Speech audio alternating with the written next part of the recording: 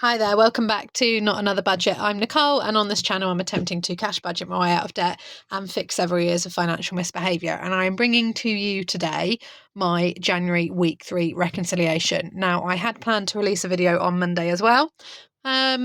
You will have heard both last week and on Sunday that I was not in the finest state of health. And unbeknownst to me, I was actually about to start having a series of asthma attacks and landed myself in accident and emergency for about 7 hours on Monday, and on various nebulizers and having lots of x-rays and bloods tested. And yes, not fun. Blood pressure went from high to normal to then falling off a cliff, which made them very, very worried. But ultimately, I was discharged, and I'm now obviously recovering at home in the community. I am signed off work for definitely 1 week. Anyone who is an asthmatic or works within kind of the medical profession, I currently have an asthma control score of 6,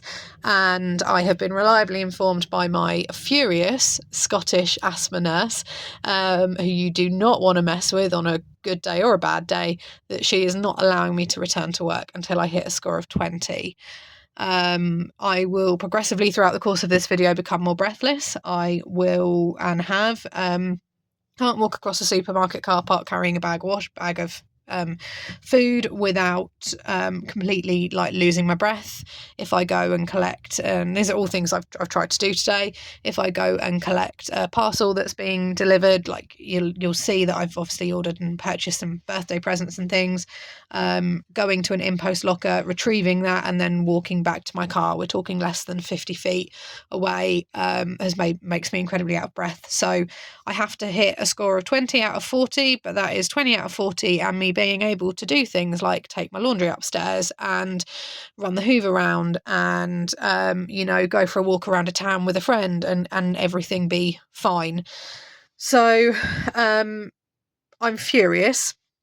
I'm absolutely furious. At the very start of this channel, like my very earliest videos, I was actually in the recovery process, having had a series of really, really bad asthma attacks, continual chest infections.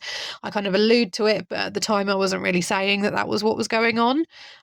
Incredibly heavily medicated, and my asthma was completely uncontrolled for the first time. And this is something I've had from 18 months old.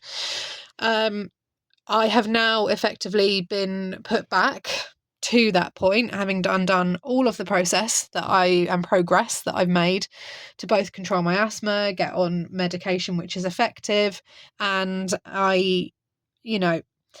design and technology teachers and asthma. If you don't have asthma as a design and technology teacher, you tend to develop it, and I knew that it was not only would I be prone to picking up everything under the sun as a new teacher, which I have been.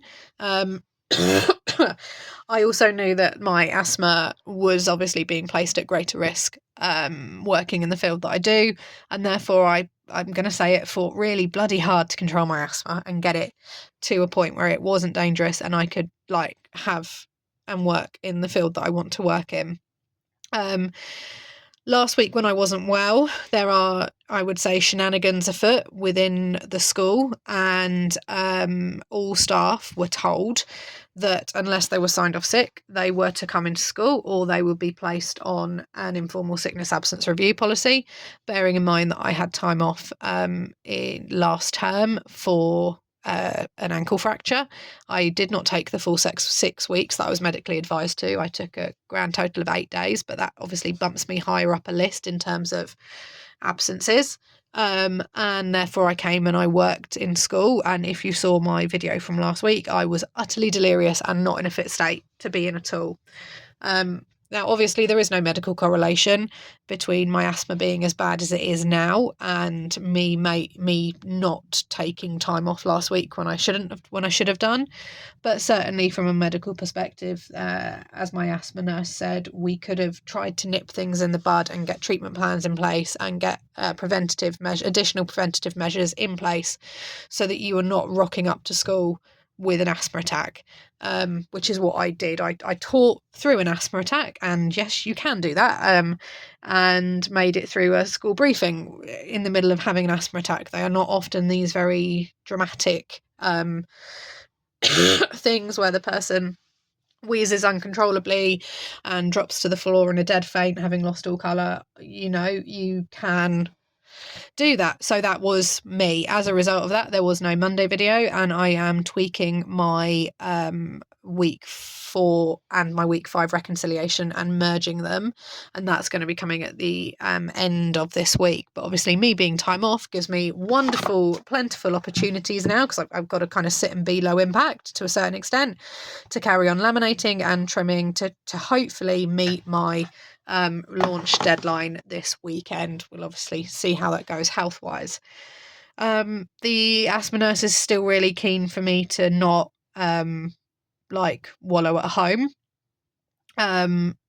She wants me trying to go and get my parcels and trying to go and do a food shop, and if a friend wants to visit, try and do something with that person, because it needs to be a true measure of my asthma control based on things to do with day-to-day life, not will get you up to a score where you can go in and semi-teach, but then your actual life outside of it is in pieces because you're medically not well enough to do anything other than that. So all fun and games. Yes, shenanigans are afoot, let's just say that, and I've never been more glad to be part of a union in my life. So if you're not part of a union, there we go. But let's actually proceed with the week 3 reconciliation, which was a biggie. This is when the student loan landed, and there was lots that went on, and I'm sure you will have comments, and that's absolutely fine. I don't really care that much right now with how ill I am. Now, I was ill throughout this week, which affected things. I carried a rollover of £96.20, and I pulled £40 from Vinted, and I knew that was there to clear in, because when I filmed my week 2 reconciliation on the Sunday, literally not long before I'd started filming that, I'd been notified that money was in. I just hadn't at that point withdrawn it and cashed it, because it just happened. I then received a student loan payment of £3,105. And then I pulled £80 from the gifting fund, which I had already gone ahead and started to save. And that's because I looked at just things I was generally interested in getting for presents, and thought, well, actually, I wanted to make sure that I had the full amount there. The full amount, as far as I'm concerned, is now there. I'm going to go ahead and start purchasing and seeing. So you will see that in the budget here. My car insurance went out as normal, and then my annual Canva payment went out. Now, this is a payment which does need to come from Ko-fi. Obviously, I have not done anything really with my digital products, and I am not yet at the point of releasing the physical products. So the first £100 I make from Ko-fi, I will need to take back into my budget from this, and I may choose to take it in drips and drabs and take it off, or do that. But Canva is something which I use annually for both Not Another Budget and other things as well. So Not Another Budget can cover the cost of it. I've basically fronted myself £100 from a business perspective. And then my January Wi-Fi was £32. So my bills total were £188.16. And again, that Canva payment was covered out of my income, which was a total of £3,321.20. In terms of the savings, this is the breakdown that happened strictly for week 3. The Big Bowie Fund received £900. My month ahead in terms of 1 month's rent, I will still continue to pay my rent monthly. I've just given myself that there and paid, and I guess I'm in credit by £950. And then this small change for challenge, which is the stuff like this, which is the outings fund, is £79.40. So a total of £1,929.40 was saved. With a rollover of £1,203.64. Now, fuel was £18. I just did the fuel to cover the additional driving for that week. Like I said, I wasn't well. I wasn't doing anything extra. I have subsequently done a larger fuel top-up this week, in week 5. But actually, that, with me being ill, that will carry me over into next week as well, because I'm not really going anywhere. Food was higher. It was £87.88. Just too many treats and too much getting carried away. Parking, because I did have a friend visit and we were due to go into the city, and the result of me getting this money did change slightly what I was going to do.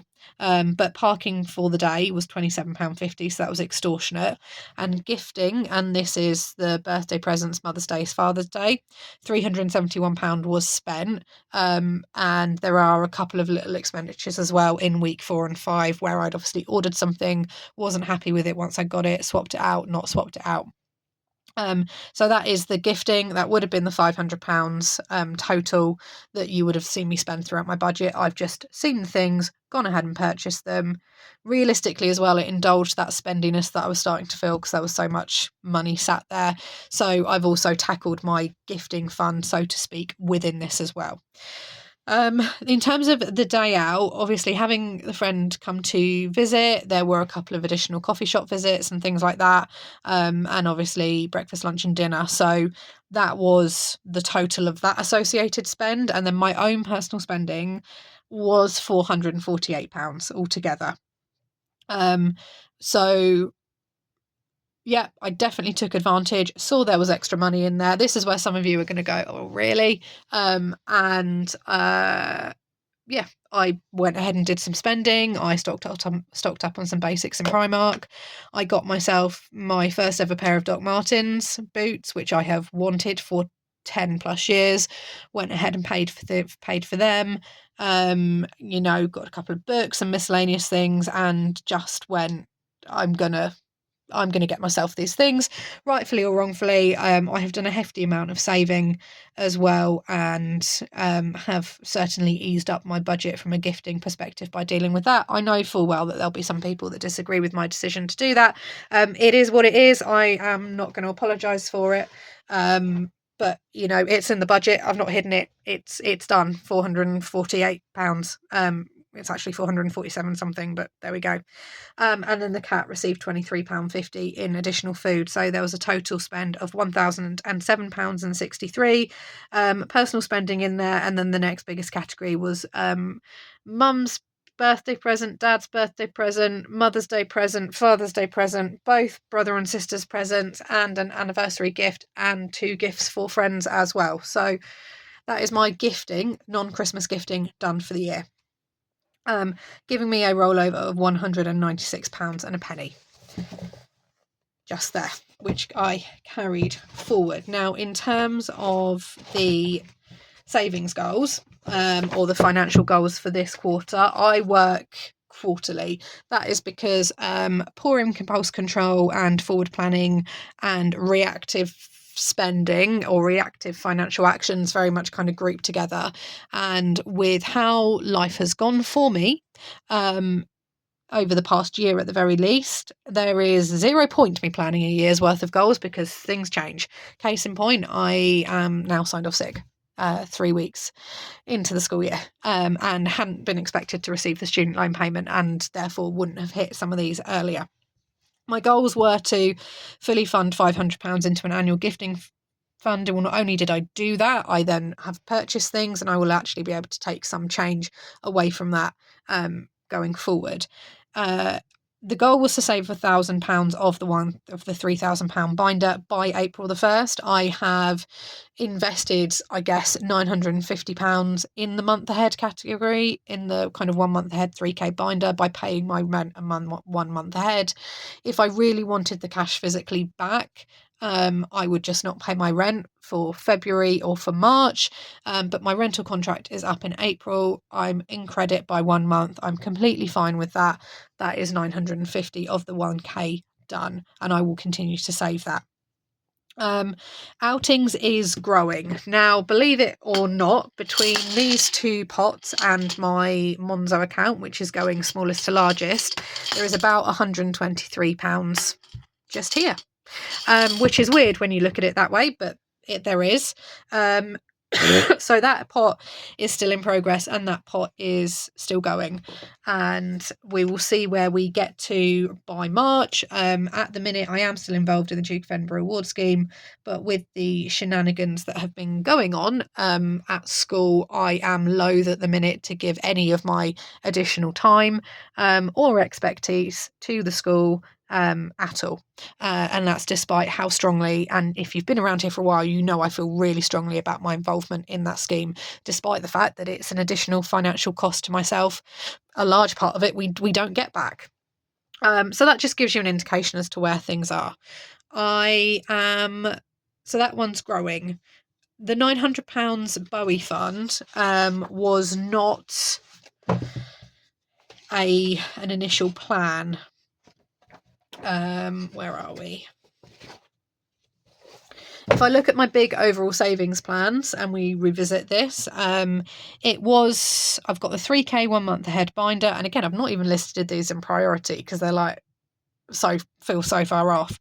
The 3k 1 month ahead binder had a December 2025 deadline. The mini emergency fund has a December 2025 deadline, and then the larger Bowie fund of £4,000 has a December 26 deadline. But I've obviously discussed my reasons for going ahead and doing that, and just trying to be realistic about the situation I am in. If he were insurable, I don't think I would have made those moves. But he is not insurable anymore because of his various conditions. And we do have Christmas of £1,000 with a deadline for September 2025. And that's because I like to be done early. This is at the minute before I even factor in anything homemade. There is zero planning going on there. My smaller funds, just to revisit, birthdays, events, etc., that is done. And the outings fund is ongoing, it's rolling. And then the mini Bowie fund is a £300 one, and that covers things like 1 month ahead on meds, vet bills or blood test, and 1 month ahead on blood test, 1 month ahead on all of his meds. I do need to book in a blood test for him, and I do need to obviously go ahead with all of his meds in February, so we'll obviously just need to go ahead and see. I want that as a rolling fund that I can draw from, not something that I pay out for and then say, oh, I've hit the fund and I've spent it. So I may go ahead and shift this one in terms of priority and say, okay, we're going to shift that deadline to maybe an April or a May and build from there. Being ill so far, certainly last week, and the tizziness which getting this extra money in definitely completely stopped me in my tracks from earning on Vinted and doing any listing, etc., while I just tried to kind of trying to work with that kind of financial windfall, and to me it is a windfall coming in, and then trying to work out, what am I doing, can I keep it, what's going on, what's happening here, what have I done, what's there. And it would be lovely to do a video where I literally count out like £1,900 in cash, for example, but what I've done doesn't need to be in cash necessarily. So although it feels very, very strange, literally not having £900 sat there, the emergency vets that we use do not take cash payments for that first treatment. It's cards. They want that guarantee. So and again, same for rent. My rent is a payment which I can't pay cash.